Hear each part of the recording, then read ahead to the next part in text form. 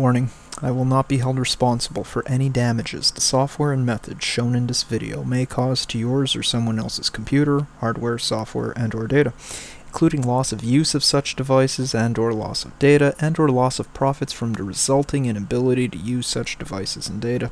Any information or program you choose to put into use from this video is done at your own risk. As a precaution, I recommend backing up any irrecoverable data before installing and using any new softwares, including those shown in this video. If the PC game that you wish to play requires you to use a Microsoft Xbox controller, whether it be a Microsoft Xbox 360 controller or a Microsoft Xbox One controller, thankfully software exists that allows you to use other USB controllers, for example my beloved Logitech dual-action USB gamepad, to play the game in question, in making the game think that you are using a Microsoft Xbox controller when in fact you are not. The X360 controller emulator can be downloaded from x360ce.com. The software is open source, so not only is it free, but it is also said to be free of spyware, adware, malware, etc. Not only can the software allow you to use other controllers in lieu of an official Microsoft Xbox controller, but the software will also allow you to remap or rebind, customize your controller layout, even when the game in question does not allow you to do so, and even when using an official Microsoft Xbox controller, and of course other USB controllers as well, in order to determine which controller input performs which action in-game. So, this is the way that x360ce.com appears as of this date of recording. When it comes to downloading, as of this date of recording, I click on this option here. Here I have a download link which will download the emulator in a zip format. I can follow all the instructions as listed here in order to install the software. Now, before we proceed, it's good to ensure, if you haven't been able to use your connected controller in any other game. Let's say you have a pretty lean machine, you only have 1 or 2 games installed and they all require Xbox controllers in order to play. You want to make sure that Windows is recognizing your controller. In order to do so, we're going to click on the Start button.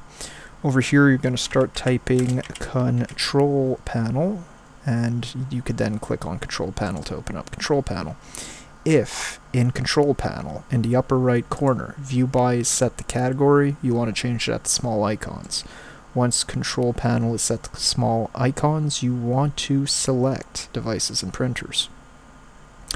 Under Devices and Printers, hopefully under Devices you have an instance of your controller. If you do, you want to right click on it and you want to select Game Controller Settings. Under Game Controller Settings, you want to select Properties. Under Properties, what you want to do is on your controller, you want to input commands. So you essentially want to, press some buttons, move the sticks, or what have you. Just ensure that the system is recognizing input from said controller. If that's the case, real good, you could close all that stuff up, no problem. So from here, what you then do is, once the software is installed as per the instructions on the website, chances are, upon first launch, you will have in the right side, under Issues, you'll have an issue stating that a virtual device driver has not been installed. What you want to do is, under the Issues tab, you simply want to accept to install the virtual device driver. Simple as that. I don't remember the exact vernacular, but you click on the Accept button essentially, and a virtual device driver will be installed, essentially allowing the system to recognize whatever controller you have connected as an Xbox 360 controller. Now, what you can do from here, you'll want to enable the device. Once the device is enabled, of course you could auto map, and what this will do is this will try to match your controller layout as close as possible to that of an Xbox 360 controller. But if you're like me and you're dealing with a game, a title, that does not allow you to customize or change or remap or rebind your controller layout, then this software performs a double duty in allowing you to do so. Take, for example, the Need for Speed series of games developed by Ghost Games. So that is to say, Need for Speed Rivals, Need for Speed 2015, Need for Speed Payback, and Need for Speed Heat. These games do not allow you to rebind or remap the controller layout. So the way I went about this is I took a screenshot from in-game of their default controller layout. Then I opened up Xbox 360 controller emulator, and from here what I did is I painstakingly, from command to command, remapped what I wanted the command to be instead of what they propose. For example, by default, Ghost Games wants the accelerator in their Need for Speed games to be the trigger. I don't want the accelerator to be the trigger, I want the accelerator to be the right thumbstick. So what I did is in Xbox 360 controller emulator, I simply clicked on the right trigger.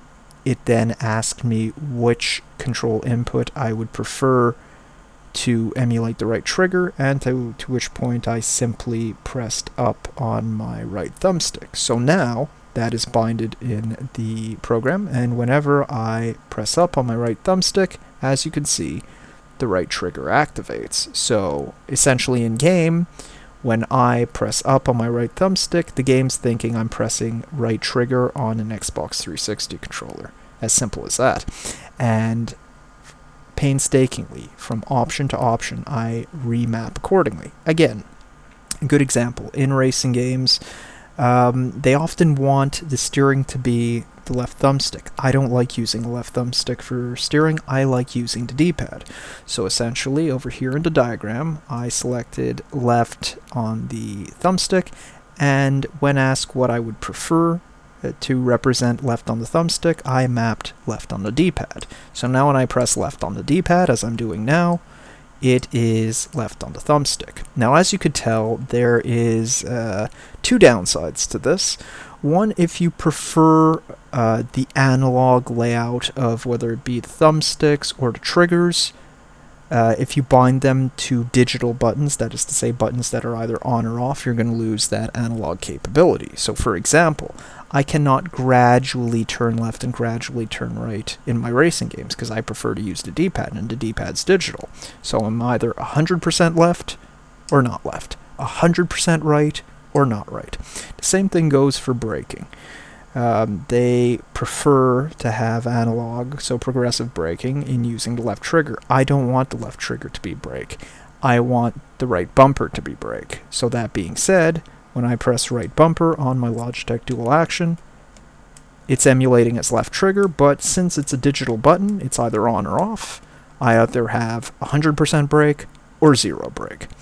As someone who prefers keyboard and mouse to controllers, this works fine for me, but if you're very much wanting that analog functionality, that gradation, that variable level of using said controls, or you're going to lose that if you map it to digital buttons. Well, there you go. Brilliant software. Lastly, they recommend that you minimize the software before playing your game because apparently it eats up resources, CPU and GPU.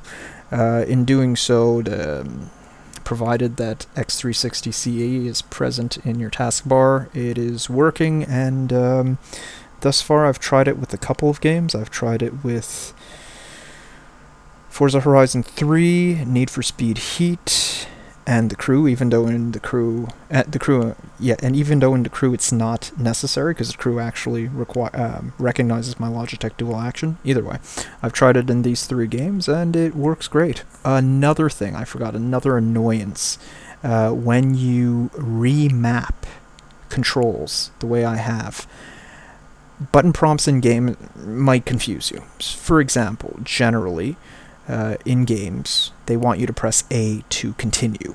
Well, whenever I'm told in-game press A, well, I didn't map A to the equivalent of A on my Logitech Dual Action.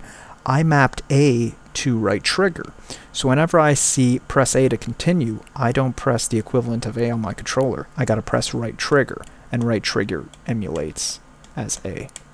Simple as that. It's a little foothill that you got to get over, but once you do that, it's pretty much easy to understand. There you go. I hope this information helps, and as usual, all the best.